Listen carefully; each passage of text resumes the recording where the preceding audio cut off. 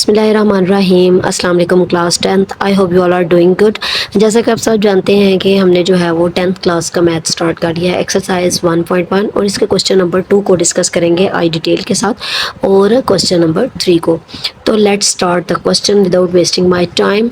Right in terms of iota. कहता है कि ये जो क्वेश्चन दिया हुआ है इसको आपने आयोटा की फॉर्म में लिखना है।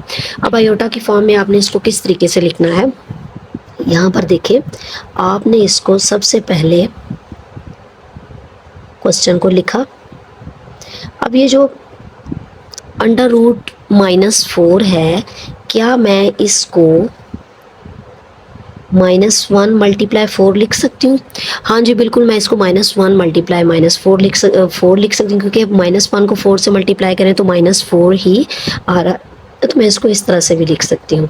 तो अंडर रूट -1 को मैंने अलग कर लिया और अंडर रूट 4 को मैंने अलग कर लिया।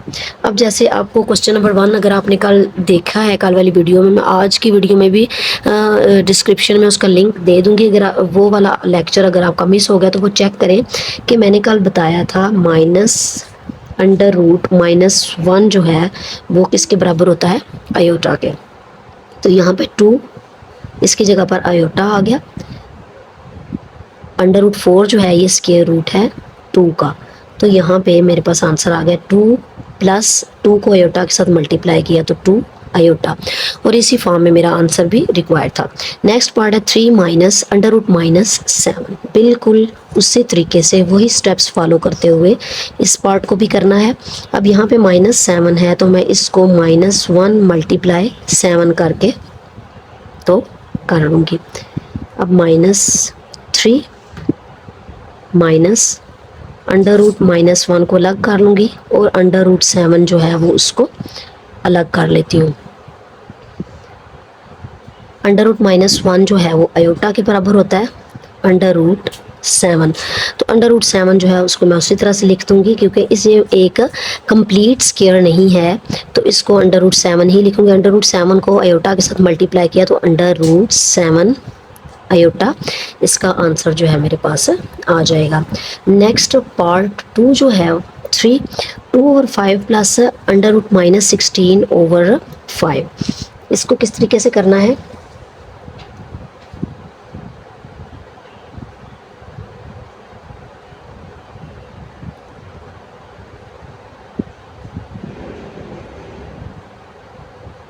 इसको मैंने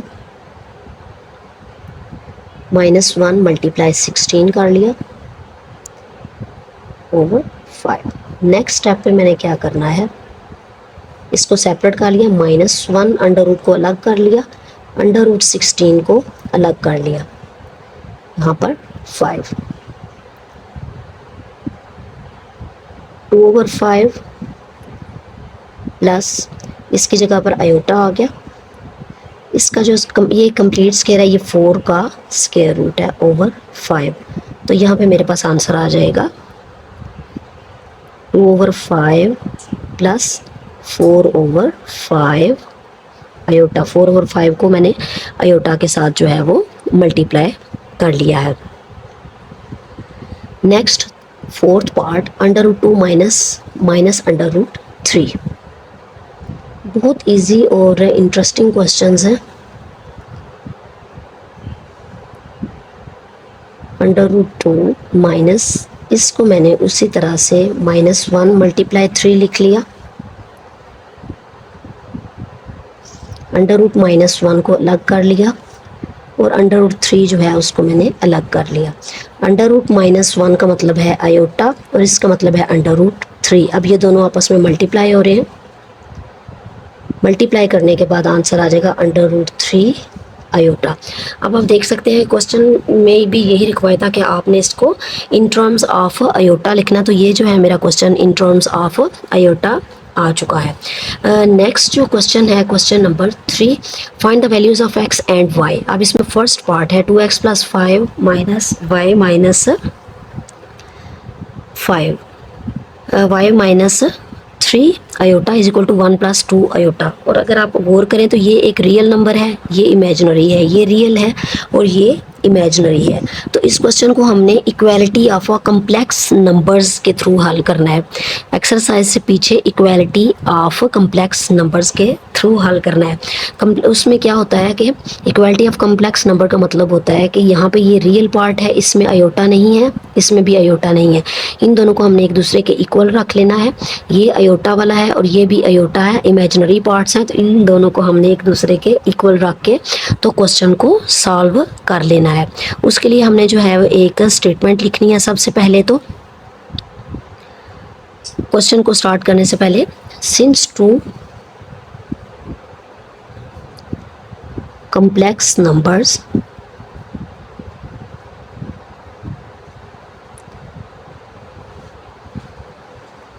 are equal,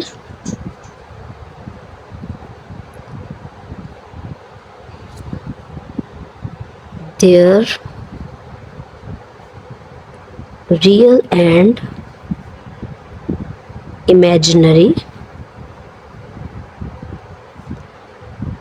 parts must be equal। अब इसका मतलब क्या है कि आपने ये क्वेश्चन नंबर 3 के हर पार्ट के स्टार्ट में आपने यही स्टेटमेंट लिख लेनी है कि कम्प्लेक्स नंबर्स जो होते हैं, ये एक पूरा कम्प्लेक्स नंबर है, इक्वल होते हैं, तो इसका जो रियल पार्ट है वो रियल पार्ट के बराबर होता है और इमेजिनरी पार्ट इमेजिनरी पार्ट के इक्वल होता है। अब रियल पार्ट क्या है, 2x + 5, इसको हम रियल के इक्वल कर लेंगे 1। इमेजिनरी क्या है, y - 3 = 2। अब जब इमेजिनरी पार्ट्स को लिखना है तो इनके साथ हमने अयोटा को नहीं लिखना, और क्वेश्चन में क्या रिक्वायर है कि आपने x और y की वैल्यूज़ को निकालना है। तो किस तरीके से निकालना है, यहाँ से देखें, 2x = 1, इस 5 को मैं इधर ले आई तो -5, 2x = -4, प्लस माइनस माइनस, बड़ी वैल्यू के साथ माइनस है तो माइनस आ जाएगा, 5 में से 1 तो -4। अब ये 2 जो है दोनों साइड्स पर डिवाइड हो जाएगा, 2 के साथ कट हो गया, 2 4 के साथ कट हो गया, तो x = -2 आ जाएगा। इसी तरह से y की वैल्यू को निकालेंगे, y = 2, अब ये -3 उधर जाके +3 हो जाएगा, तो y = 5। x और वैल्यू की वैल्यूज़ जो हैं वो इस तरीके से आ जाएंगी। नहायत ही आसान और इंटरेस्टिंग क्वेश्चंस हैं, इनको करने में आपको कोई भी जो है मेरे ख्याल से परेशानी नहीं होनी चाहिए। अब नेक्स्ट इसका जो पार्ट है दैट इज़, इसी तरह से इसकी हमने वही स्टेटमेंट लिख लेनी है,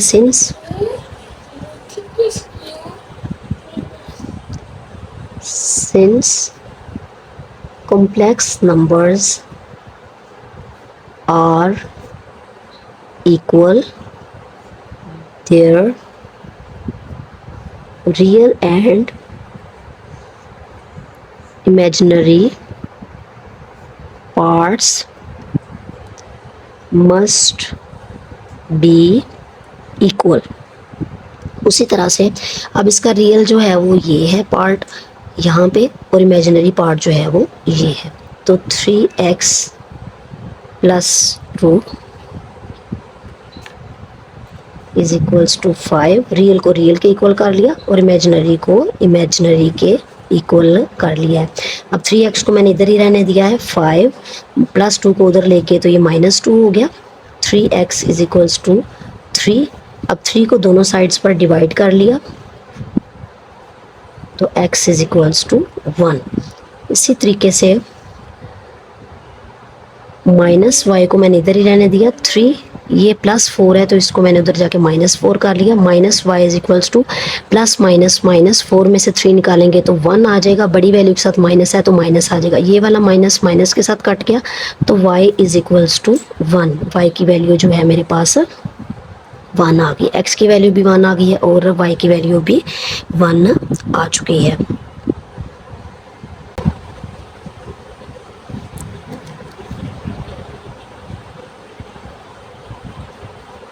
ये क्वेश्चन थोड़ा सा जो है वो डिफरेंट है बाकियों से।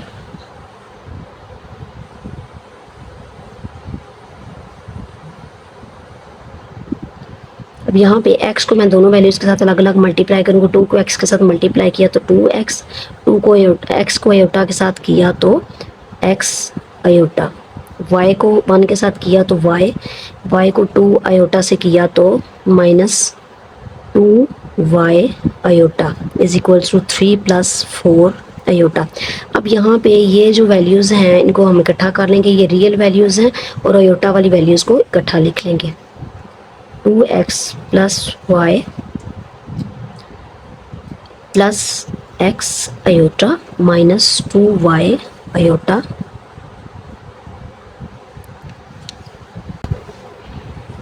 Four iota. अब ये रियल नंबर जो है ये उसी तरह से आ जाएगा, इन दोनों में अयोटा आ रहा है तो अयोटा को हम कॉमन ले लेंगे, अंदर हमारे पास रह जाएगा x - 2y 3 + 4 अयोटा। अब ये देखें बिल्कुल पिछले क्वेश्चंस की तरह हो गया, हमारे पास रियल जो है वो रियल होगा और इमेजिनरी जो है वो इमेजिनरी के इक्वल आ जाएगा। उसी तरह से हमने अब नेक्स्ट क्या करना है, रियल नंबर्स को रियल नंबर्स के इक्वल पुट कर लेना है और इमेजिनरी पार्ट्स को इमेजिनरी पार्ट्स के इक्वल जो है वो लिख लेना है। अब मैं रियल पार्ट्स को रियल पार्ट्स के इक्वल लिखूंगी।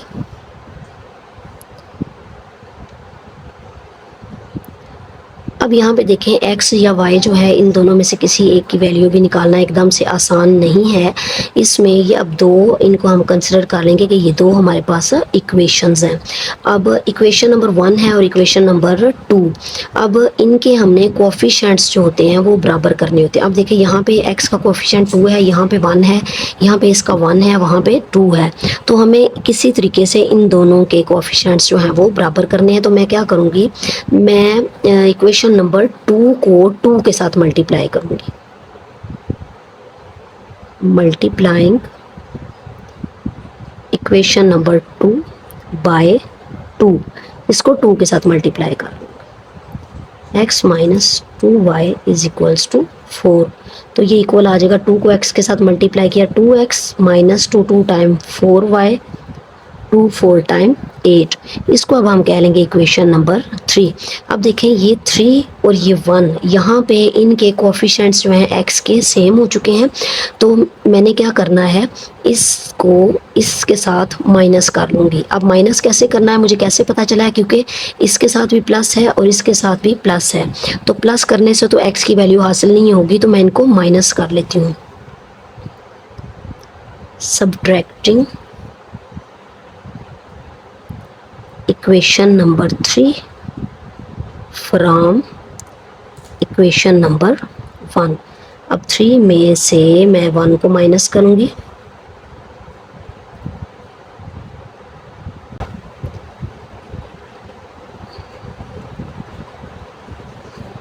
अब जब माइनस करना है तो नीचे वाली जो भी इक्वेशन होती है उसके सिंबल्स जो है वो उल्ट हो जाते हैं। अब ये प्लस हो गया, ये माइनस हो गया, इनको हम कट कर लेते हैं। माइनस माइनस प्लस 4 और इसके साथ जो कोफिशिएंट कुछ भी नहीं होता तो इसका मतलब इसके साथ कोफिशिएंट जो है वो 1 होता है। तो ये 5y माइनस माइनस दोनों के साथ माइनस है तो माइनस आ जाएगा। प्लस माइनस माइनस 8 में से 3 माइनस करेंगे तो 5। अब -5y जो है इसको मैं दोनों साइड्स पर डिवाइड कर लूँगी। यहाँ पे मेरे पास -1 रह चुका है। अब एक की वैल्यू तो y की वैल्यू मेरे पास आ चुकी है, मैंने x की वैल्यू को किस तरह से निकालना है, तो मैं क्या करूँगी, y की वैल्यू को किसी भी एक इक्वेशन के अंदर पुट कर लूँगी। अब मेरी मर्ज़ी है मैंने किस इक्वेशन में पुट करना है, तो मैं क्या करती हूँ, मैं इक्वेशन नंबर 2 में पुट कर लेती हूँ। यहाँ पे इक्वेशन नंबर 2 है, x - 2y is equals to 4, y की वैल्यू -1 है, minus minus plus 2 1 time 2 plus 2 जो है इधर आके -2 हो जाएगा, तो x इज इक्वल्स टू 2। यहाँ पे देखें x की वैल्यू भी आ चुकी है और y की वैल्यू भी आ चुकी है। तो क्वेश्चन जो है इसमें भी यही रिक्वायर था कि हमने x और y की जो वैल्यूज़ हैं उनको निकाल लेना है।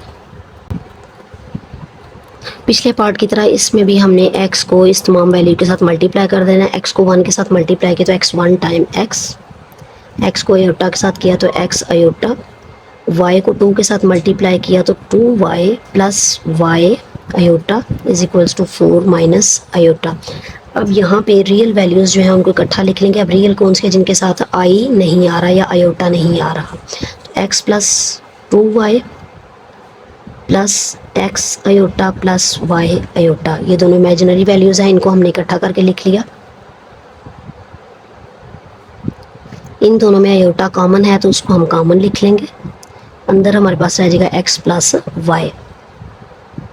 अब देखें यहाँ पे ये रियल पार्ट आ गया, इसको रियल पार्ट के इक्वल पुट कर लेंगे। ये इमेजिनरी पार्ट है, इसको इमेजिनरी पार्ट के इक्वल पुट कर लेंगे। अब यहाँ पे रियल पार्ट को रियल के इक्वल पुट कर लिया, इमेजिनरी को इमेजिनरी के। अब यहाँ पे जो है जस्ट आयोटा है तो इट मीन्स यहाँ पर हमारे पास 1 होगा, इसके साथ कोई वैल्यू नहीं तो इट मीन्स यहाँ पे 1 आ जाएगा। यहाँ पे माइनस है तो -1। अब ये उसी तरह से दो इक्वेशंस बन गई हैं पिछले पार्ट की तरह। पार्ट 3 और 4 जो है वो बिल्कुल सेम है। अब यहाँ पे देखें, यहाँ पे भी इसका कोफिशिएंट 1 है और इसका कोफिशिएंट भी 1 है, तो इसका मतलब है यहाँ पे आप इनको सब्ट्रैक्ट कर सकते हैं। Subtracting equation 1 and 2, x plus 2y is equals to 4, x plus y is equals to -1। जब सब्ट्रैक्ट करते हैं तो नीचे वाली जो इक्वेशन होती है उसके तमाम जो सिंबल्स हैं वो चेंज हो जाते हैं। यहाँ पे माइनस, ये भी माइनस और ये प्लस हो जाएगा, प्लस माइनस कैंसिल हो गए। तो यहाँ पे प्लस वाई 2y में से एक y को हम निकाल देंगे। यहाँ पे 1 है, 2 में से 1 को माइनस करेंगे तो y is equals two plus minus plus plus plus 4 और 1 5। तो यहाँ से y की वैल्यू जो है वो डायरेक्टली ही हमारे पास आ चुकी है। अब y की जो वैल्यू है इसको हम किसी भी एक इक्वेशन में पुट करेंगे। मैं इक्वेशन नंबर 2 में पुट करूँगी।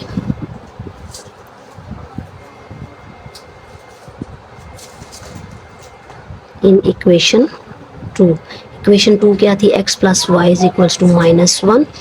x प्लस वाई की वैल्यू है 5 -1, x इज इक्वल टू -1। इस +5 को मैं उधर लेगी तो ये -5 हो गया।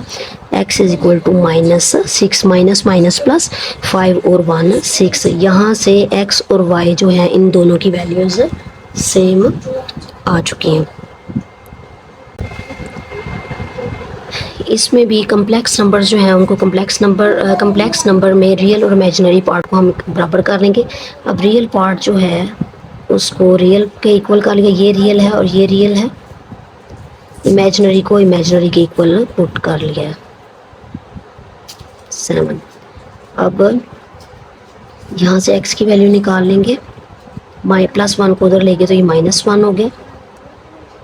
8 में से 1 7, x इज इक्वल्स टू, अब इस 3 को मैंने दोनों साइड्स पे डिवाइड कर लिया, ये 3 के साथ कट गया। x is equal to 7/3। यहाँ से x की वैल्यू आ गई।